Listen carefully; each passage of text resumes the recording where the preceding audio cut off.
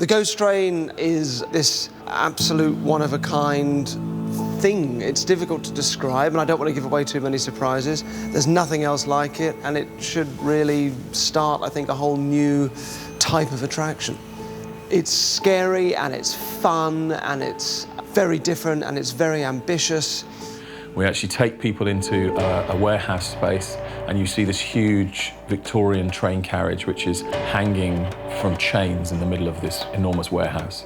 And various things start to happen that you might not expect.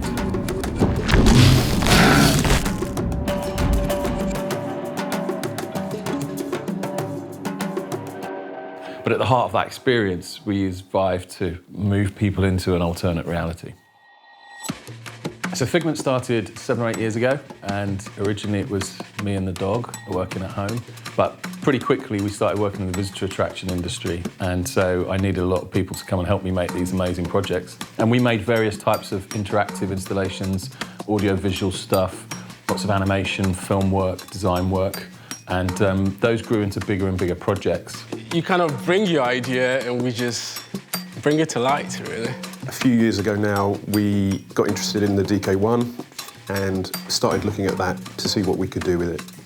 We were very excited about it, and we were all very, very happy when Merlin approached us to do the Ghost Train at Thorpe Park. So Figment's got a long-standing relationship with Merlin Entertainments. So they approached us initially and said, we've got a really interesting project, and we know you guys are doing some VR work, so why don't you come and have a chat with this guy? And this guy turned out to be Derren Brown. In the UK, you know, he's a very well-known illusionist, and he does a lot of kind of mind tricks on people. He's had loads of TV shows, brilliant performer, so the opportunity to work with him was great. It was his concept. I was show producer on this, so I worked very closely with him, developing the script, developing the ideas. It was a really interesting evolution in the project, but Derren was involved all the way through, and he was really into the VR thing. When virtual reality came out and we saw the Blue, I think was the first VR experience, so that we went up to HTC and had a look at it, and it was just kind of like, this is the future, but we just knew we had to do something with it. For me, VR is an opportunity to just go as fantastic as you like, you know? The ability to shift someone into a parallel universe in a split second, you know, that's unprecedented.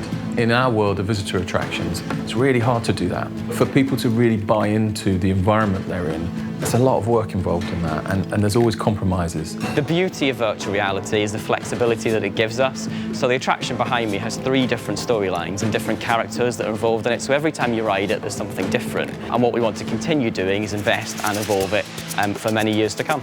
I don't think it should ever replace everything at a theme park, but I definitely think every theme park should have at least one VR experience. You get a mixture of high technology creating an entirely new world around you, blended with then you take the headset off and actually the world's changed and there really is new stuff around you. One of the reasons I enjoy working for Figment is we don't shy away from stuff that we haven't necessarily done before.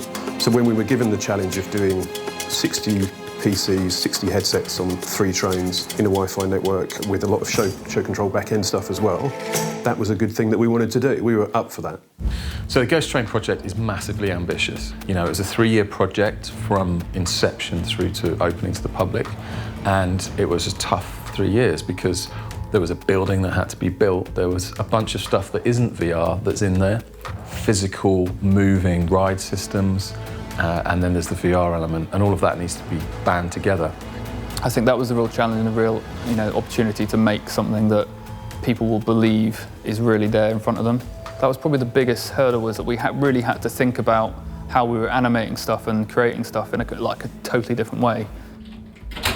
We've got an excellent CG team here, and their work is just incredible all the time, but that takes a lot of time, whereas the filming of things actually was faster. So we had to tailor the experience quite specifically to work with filmed characters, and that's what we spent a lot of time on green screen with different cameras, different actors using different distances, and we spent a lot of time experimenting to get the sweet spot. And I think we did in the end. I think a lot of people have responded quite well to the human characters and the experience. The requirement to have many units in a very closed space meant that the lighthouses were the best way that we were going to be able to do that.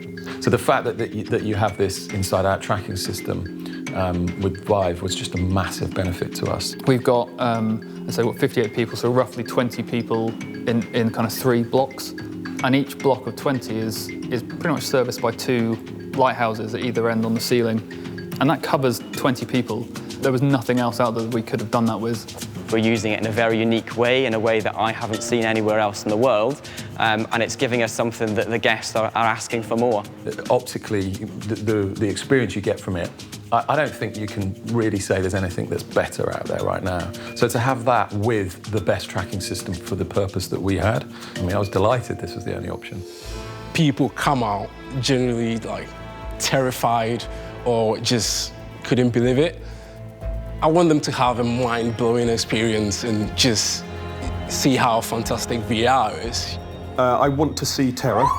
I want them to be excited about VR. Primarily for this experience, I want them to come off and say that was terrifying. Plus, I want to go again. So yeah, I hope they step out and say, wow, what the hell was that and how did you do it? And if we get that reaction, then great.